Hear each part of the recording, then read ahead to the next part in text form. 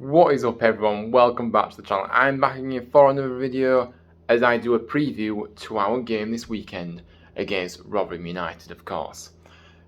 We are back on the road in the Sky Bet Championship this weekend, obviously tomorrow lunchtime, live on Sky Sports, of course. And yeah, it's a 12:30 kickoff at the New York Stadium. It's a very, very short trip over to Rotherham tomorrow. So going into the game, we are on the back of a 2-0 win, of course, against Hull City. A fantastic, crucial, vital, whatever you want to call it. It was a massive win, and we really was desperately in need of it. And obviously it was Mark Fotheringham's first home game in charge of the club, and obviously he managed to get the win there. So Rotherham United, obviously, looking to turn things around. Obviously, they did lose 3-0 away to Blackburn on Saturday, so they will be looking to bounce back at home. And I know for one thing they will make it very tricky for us. They will work hard for one another. You know, it's going to be a really tricky game, but like I say, every game in the Championship is such a difficult game to play in. So yeah, as we always do, I'm going to look at the opposition first. I'm just going to give you a bit of a backstory about Rotherham and a few players that I picked out, a bit of information about themselves, and then we will move on to our perspective of things as well. So yeah, obviously Rotherham were promoted back to the Sky Bet Championship this season after dropping to League One for the 21-22 season. Obviously, they then won automatic promotion straight away back to the Championship, which was massive. You know, a big achievement actually for them, really, because it is never an easy league to get out of League One, and the fact that they did it the first time of asking was really, really impressive, really, for me. So, fair play to them.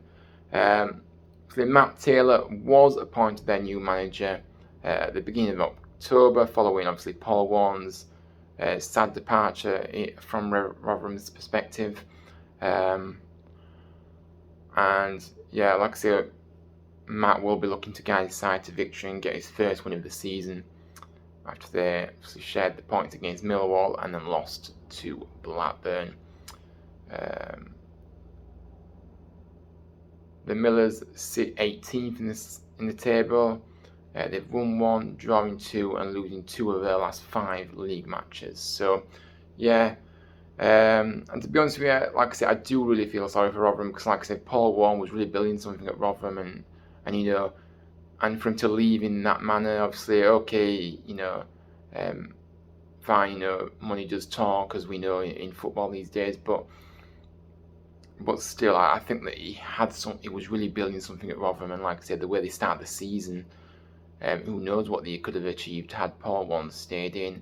But obviously, having to bring a new manager in, it does disrupt the club, you know. And I'm not saying Matt can't do anything similar and have a really good season with Rotherham, because he can, but the fact that you're having to change managers, you know, a few months into the season isn't really the ideal scenario you want, really. But yeah, interesting to see what happens there. But as I say, I've always liked Rotherham. I think Rotherham are a fantastic club. They, you know, they're a great run club, you know, and I've just got nothing but praise for them. You know, the way they, you know, have really tried to, you know, stay in the Championship at times previously, and obviously, hopefully they can stay up this time. Obviously, they haven't managed it before, and yeah, let's hope they can this time. But yeah, I've always thought that Rotherham are a well-run club, and they are a very good club as well. So obviously, best of luck to them for the rest of the season. But hopefully, you just wait until after you play us before you decide to maybe pick up a bit more. Yeah, that's all. But yeah, obviously I'm going to pick out a few players for Rotherham then. So first player I've gone is Richard Wood. Obviously the defender joined Rotherham from Charlton in 2014. Obviously at first he struggled to make it as a regular in the first team. Went on a few short loan spells to Crawley, Fleetwood and Chesterfield in 2014-15. He's now in his ninth campaign with the Millers. Yes, ninth. Wood has made over 200 appearances and scored 18 goals. This season alone has seen the 37-year-old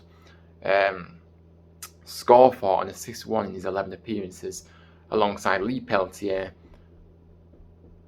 Wood oversaw the Wigan Athletic game as co-caretaker after the departure of Paul Warne. So he is obviously a real legend within the club, and the way he started the season as well. And especially with set pieces that Rotherham get, he'll always be a danger in that penalty area. So we're gonna have to watch out for him.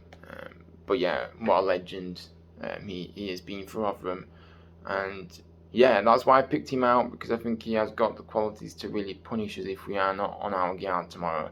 And like I said, the way he started the season, and at 37 as well, it's so impressive. It's to make an impact like that at the start of the season usually is very good, but when you're that age as well, it's even more applaudable. So well done to him and fair play.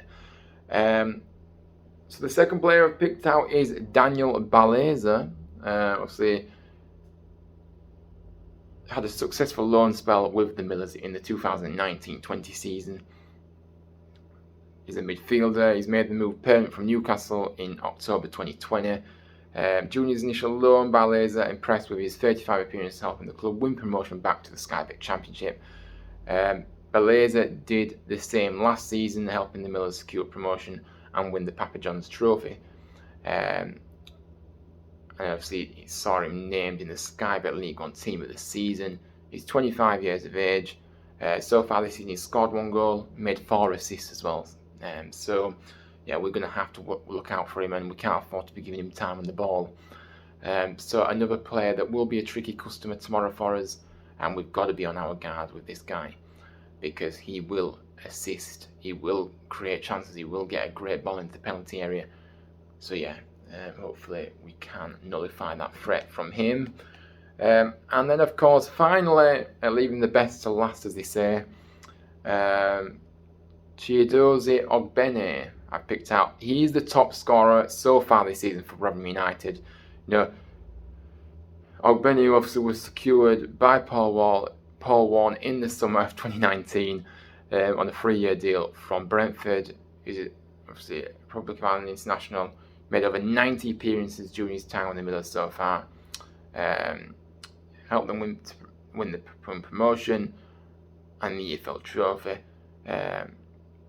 In his 12 games he's played so far this season, he has scored 4 goals, 1 from his left foot, 1 from right foot, and 2 headed goals. So there's a mix of goals there that we're gonna have to watch out for in this one, in this individual.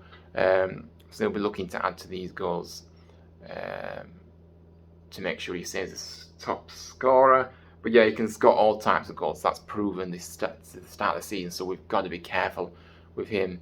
And another player that will really provide a tough test for us. And obviously that clean sheet we had last game, hopefully that's helped us defensively to really shoot up at the back, and that's something that we'll see moving forward. But yeah, like I say, that is the final player I've picked out for Rotherham. They've got a range of great talent throughout the squad, but unfortunately I only usually pick out 2 or 3 players from each club that we face. I could mention them all in every video, but I just pick the couple that really stand out for me. So yeah, that is what it is. But yeah, that is it from Rotherham's perspective then. So I've kind of covered what they're about, players. So we're going to move on to our perspective now. Good news, obviously, team news-wise, obviously listening to Mark Foringham's press conference yesterday. No fresh injury concerns for us at all. And nothing to update in terms of players coming back either. So, obviously, Hoggy will still be missing this weekend. He didn't actually mention Tino Andrin, actually. Now, obviously, the last I heard, he obviously wasn't injured, but he was ill. So I don't know if he's going to be back tomorrow, but we'll have to see. But doesn't seem to be much clarification about that. So I'm interested to see actually what is going on with him at the moment. But yeah, we'll have to see on that one. But yeah, So I'll do my predicted team lineup and what I'd like to see tomorrow. So in goal, it is the man himself, Lee Nichols in goal. No question, no doubt. He's been outstanding again this season. The save he's made, and yeah, I just think that next season he should definitely take the number 1 shirt because he is the number 1 of all number 1s. But yeah, anyway, going off that. But yeah, I've seen defence. I'd like to see Tom Lees as well again. A real consistent performer at times. Okay, defensively we've started the season very shaky, but he's starting to find a bit of form now and he's looking good. Michael Hellick, of course, has to be in there. And then Yuta Nakayama on the other side too. In midfield, Sorba Thomas, Jack Redone in the middle with Kamara and Jackson on that other side. And I've gone with a bold move for tomorrow because, and I'll tell you why I picked this guy, but I have picked Connor Mahoney to be the cam tomorrow. And I'll tell you why. Because this guy, when I've seen him, I've seen him, because like I said, I do watch the academy games too, but in the games we've seen him, especially against Hull as well, he looked very, very good on the ball. He finds the pass very good. He drives forward. He looks very comfortable on the ball. And he does create. And yeah, I just think he deserves to start, really, to be honest with you, from what I've seen so far. Glimpses that we've seen since Mark's come in. So yeah, I would give him a start and see how he gets on from the starting lineup. But yeah, he like I said, he does look a very good player for us actually, and a good option to utilise from the bench and on the starting lineup too. When we, like I said, we haven't really seen him start yet, but definitely a good option from the bench. But I would, like I say, I think if you start him tomorrow, see how he gets on. If he gets tired in the second half, you can bring him off and bring somebody else on.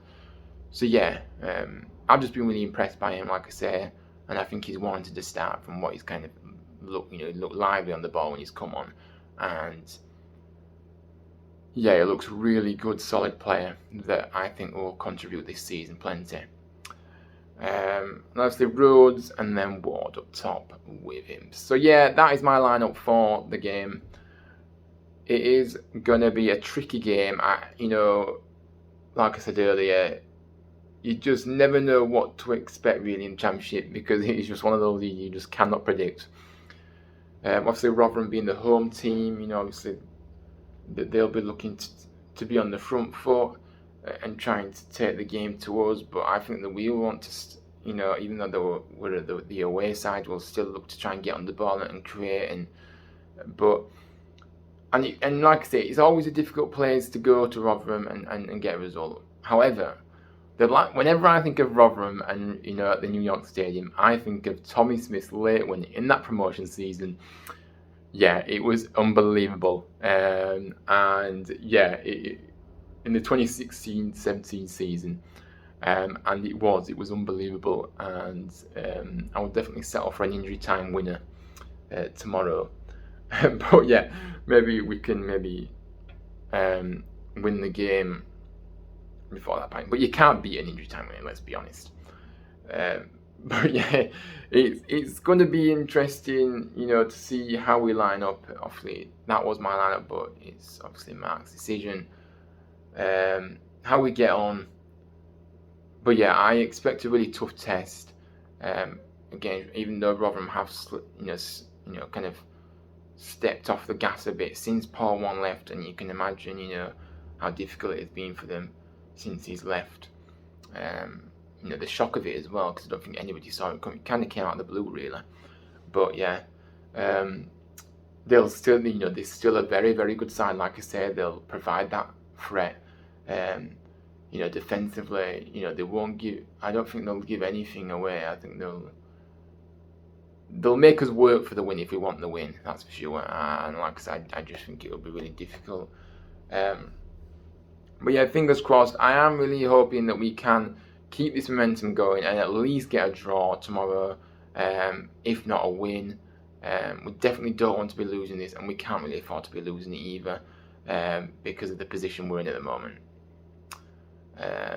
We just need to keep picking points up, whether it's a point or 3, especially a point away from home anyway. Any point away from home is good, but I think tomorrow's game is there for the taking for both sides, but certainly for us, because Rotherham aren't in the best. We are in the better form of the two at the moment. So yeah, we'll just have to see what happens. But yeah, that is kind of the end of this preview. But I do want to mention something else before I go. So yeah, and obviously I will get into that in a minute. But yeah, if you did like this video, please hit the like button, subscribe to the channel. I am on the road to 200 subscribers, but I have actually said that I would like to get 260 over the weekend. So if you can help me get there, I am only a couple of ways, so it would really mean a lot to me. Comment your thoughts. What do you think of this game? How do you see it going? Just give me your thoughts. I'd love to hear from you town fans in the chat there. But yeah, it is one of those where we move on to the games are coming thick and fast now with the World Cup on the horizon, which yeah, I don't want to go into a tangent here, but yeah, I just find it beyond ridiculous, and that's all I'm going to say about that World Cup. But yeah, I want to touch on something that did come to fruition, and it is not part of this preview show, by the way. I wanted to add this on additionally because I felt like I needed to speak out about it, really. Now, obviously, as you probably were aware, on Sunday lunchtime, Iker Casillas was the most famous gay footballer in the world, until, of course, he wasn't. In his own words, via a tweet on his account, he put, "I hope you respect me, I'm gay." Those words obviously represented, at least at first glance, a watershed moment for football. It really did. Had it have been true, of course, Casillas would have been the most significant male player to open up about their sexuality. In a sport where the number of outright male role models can still be counted on the fingers of a pair of goalkeeping gloves, and that is the true fact of it all. But I think that what really hit me hard with most was the reaction of this, and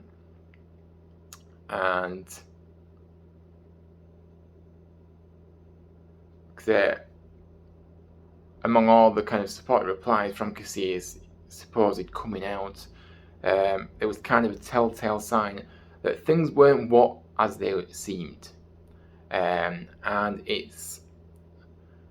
then his mate Carlos Puyol, of course, got involved. It's time to tell our story, Iker, which again was just totally out of order. Like I say, and it did come obviously out that as it turned out to be, Casillas wasn't coming out at all. A couple of hours after that post was kind of put up, he deleted it. He obviously replaced it with a new tweet, claiming he'd been hacked, but that everything was in order, whatever that means. And obviously Puyol, he deleted his original post as well. So Puyol came out and said, "I made a mistake. Sorry for a clumsy joke with no bad intentions. But regardless of the intent of the World Cup and European Championship winner, the reaction online was strong and severe." Now, obviously, I've got a quote here from football referee Ryan Atkin, who happens to be gay, of course. He accused the two men of fueling homophobia in the game, saying the pair needs to hang their heads in shame. Obviously, the networking group, Sports Media LGBT Plus, criticised both the flippancy of the tweets and the weak backtrack. Now, let me go into the significance of this, guys, because I know that it is such a big topic, and like I said, I'm not able to accept this. It really did upset me and really frustrated me, if I'm honest with you. So kind of, why is it important? Like I said, after all, say this hacked account or a poorly worded tweet doesn't have the power to change lives. And if it was just a bad joke between old teammates, obviously that was what was reported, and it was kind of in response to the Spanish media speculation about Casillas' private life. But so what? Now, another thing that I've kind of, does it really matter? Yes, the answer is categorically yes. But to understand that, you have to understand what it's like to be actually LGBTQ plus person in football and in society.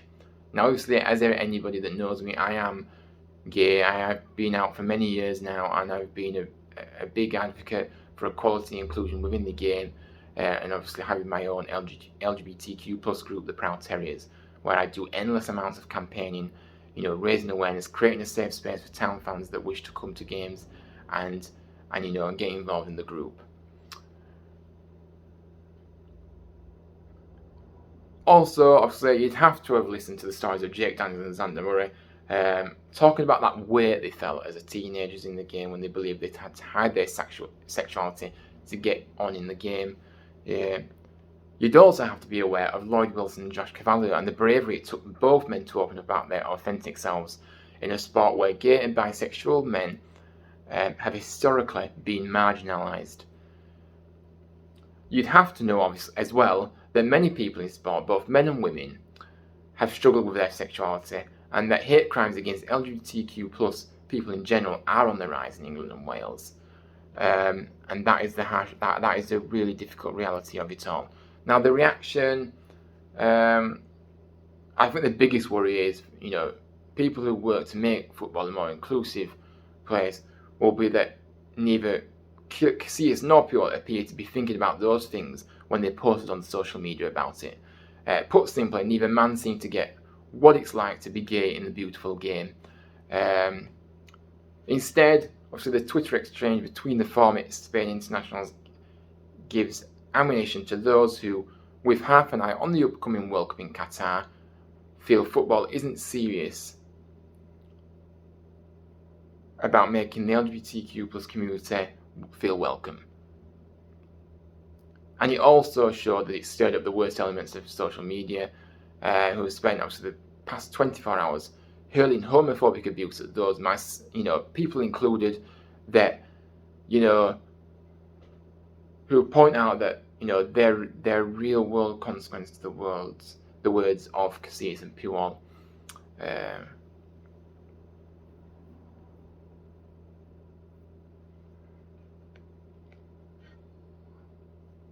Like I say, more and more people in football are willing to share their authentic selves and know about their sexuality.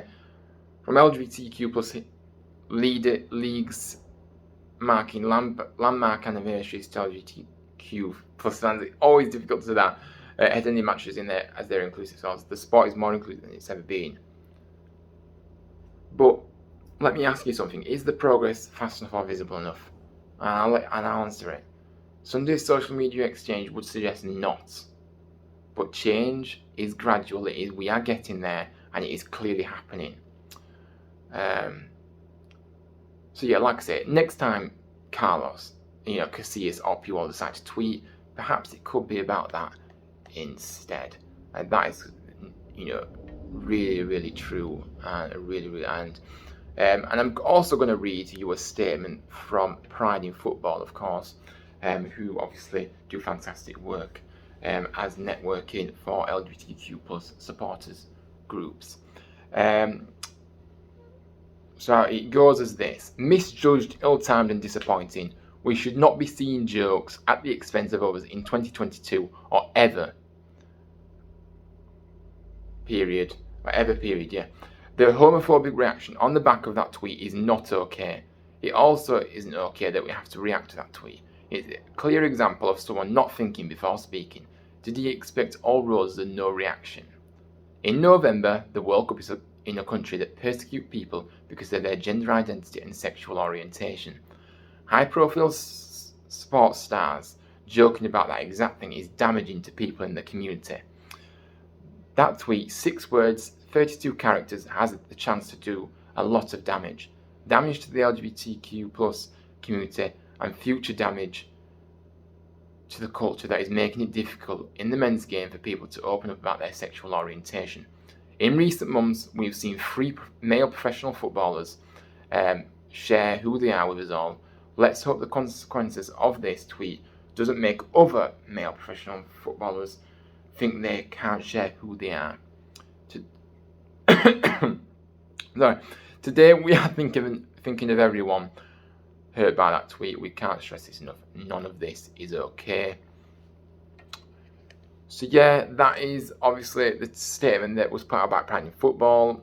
Now, yeah, I mean, my personal reaction to it, like I say, I kind of covered it. It was totally unacceptable for these people to think that it was okay to do this, and especially in the time of the World Cup that's coming up, that obviously persecutes LGBTQ plus people, and like I say, it did really, really did upset me overall. Really, if I'm honest with you, I think it was really difficult, and it is always been difficult to be yourself in football, and that is the reality. And players that pretending and joking and classing it as banter, I'm sorry, that's not acceptable, and that will not be tolerated. And they should know better. Obviously, Casillas did claim he was hacked. Was he hacked? Because it took literally, it was quite a quick turnaround, in terms of him getting back hold of his account. Could that really happen so quickly? I don't know what to believe. But the reality is, this was what was happening. I don't believe for a second he was hacked. I think it was him. He kind of realised what a big mistake he'd made and then tried to cover up what he'd done. So yeah, that's kind of my reaction to it. I did want to mention it because it was a big story of this week, and obviously it wasn't part of the preview show, but I just wanted to add that at the end, just to say my piece really, and actually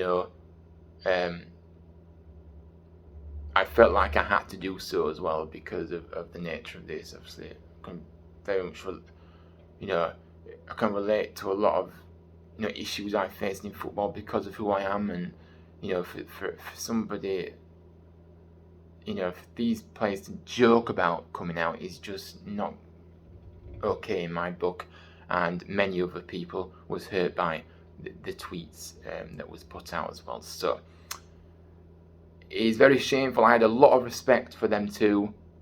Unfortunately, I've lost completely all respect for them. They obviously, what they achieved in their career was fantastic, and they are legends of the game, and I always used to highly regard them. But yeah, like I said, I've lost all respect now for them, and that is the bottom line. But yeah, that I'm going to wrap it up there because I don't want to keep waffling about it. But yeah, shame on them. They should be ashamed and embarrassed by what they did. And had Casillas had the common decency just to come out and say, I apologise for what was said. I'm not saying it would have took back what he already did, but instead of lying about the situation, I think he's made it even worse for himself. So yeah, thanks for watching, everybody. I hope you enjoyed the preview show of this, and obviously, like I said, I kind of want to talk about something even more serious at the end. I did plan to put it into the videos, so yeah, I hope you don't mind me speaking about it.